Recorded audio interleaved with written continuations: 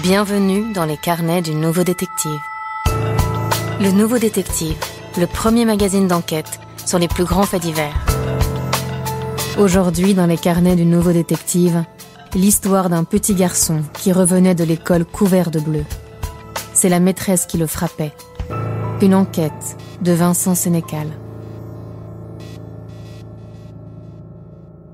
Basket neuve, sac à dos fluo, émerveillés, les élèves de maternelle de petite section découvrent pour la première fois l'école, la vraie. Cette année, plus de poupées ni de petites voitures comme à la crèche. Cela devient sérieux. Sur les tables rondes autour desquelles ils s'installent, il y a des feutres et des feuilles pour travailler. Plus tard, dans la matinée, les surveillantes les prennent en charge pour la récréation. L'une d'elles vérifie qu'aucun enfant ne s'est perdu dans les couloirs quand elle entend des pleurs. Elle pousse la porte des toilettes. L'un des élèves, un petit garçon de 4 ans que nous prénommerons Noah, est en larmes.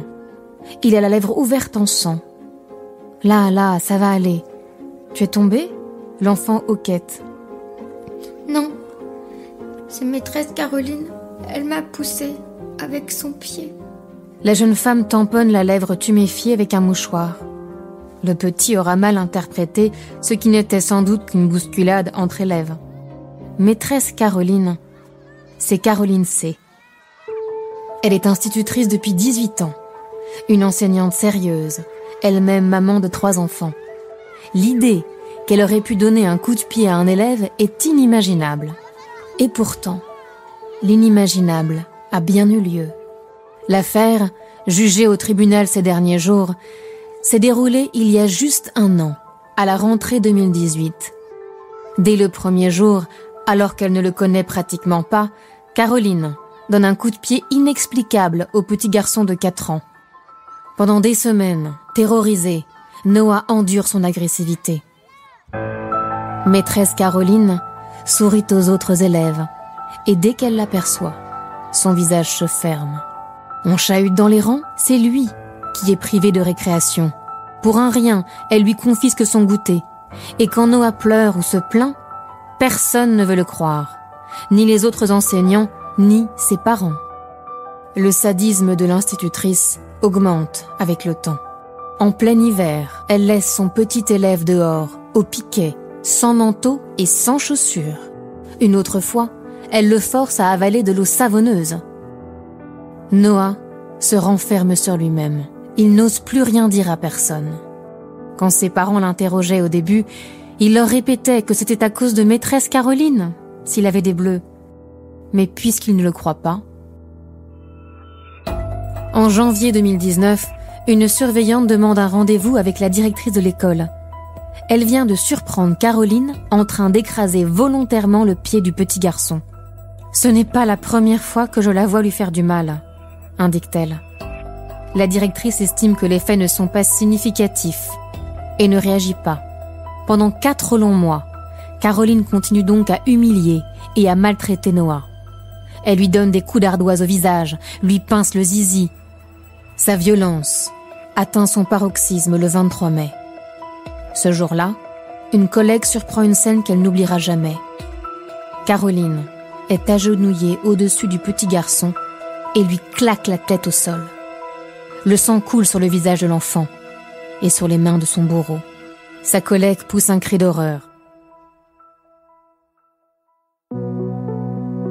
Prise en flagrant délit, l'institutrice ne peut nier les faits.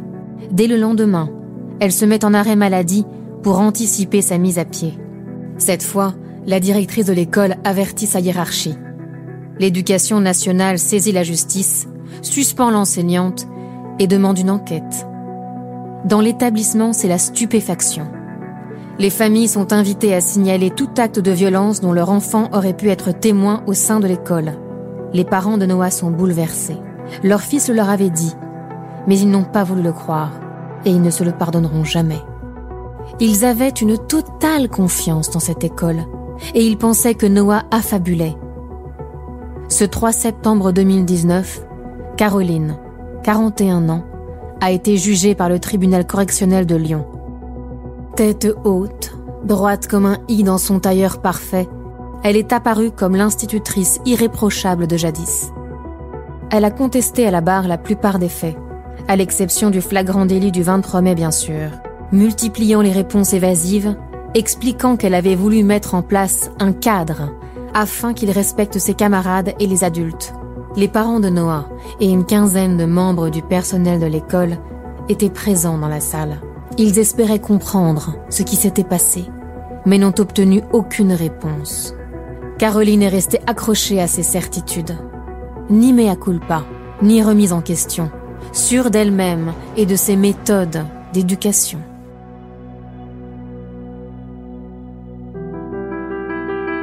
L'émotion a envahi la salle quand l'expert pédopsychiatre est venu évoquer la détresse de ce petit garçon atteint de stress post-traumatique.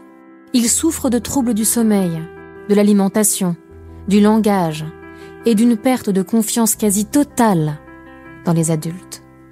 Les persécutions de Caroline ont détruit cet enfant, a accusé Maître Interman, l'avocat des parents de Noah. Sa vie ne sera plus jamais celle qu'elle aurait dû être. La substitut du procureur avait requis 3 ans de prison dont 1 ferme et une interdiction définitive d'exercer. Le tribunal s'est montré plus indulgent, la condamnant à 18 mois avec sursis, dont 6 mois fermes, à une obligation de soins et à l'interdiction d'exercer pendant 5 ans. Je me suis rendue chez Caroline à Lyon. Alors que je regardais les noms sur les boîtes aux lettres de l'immeuble pour trouver le sien, une femme, la quarantaine, grosses lunettes noires, cheveux châtains clairs mi-longs, vêtements stricts, entre dans le hall. « Vous cherchez quelqu'un ?» me demande-t-elle sèchement. « Oui, l'appartement de Madame Caroline C. »« C'est moi ? C'est pourquoi ?» Je lui explique que je suis journaliste et que je souhaiterais connaître sa réaction au sujet de son jugement. Elle ne me laisse pas finir ma phrase. « Il me reste encore 2 mains pour faire appel », tranche-t-elle d'un ton cassant. Et elle entre chez elle et me ferme la porte au nez. Il est clair qu'elle n'éprouve aucun regret, coupable de rien, prête à recommencer. Dans 5 ans, grâce à l'indulgence du tribunal, elle aura de nouveau une classe sous son autorité. Les parents sauront-ils alors à qui ils confient leur enfant? Au cas où Caroline C. ferait appel, nous rappelons qu'elle reste présumée innocente.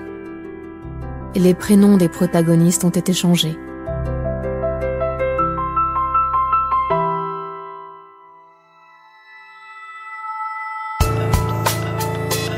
Retrouvez chaque semaine toutes nos enquêtes dans le magazine Le Nouveau Détective et nos podcasts sur lenouveaudétective.com.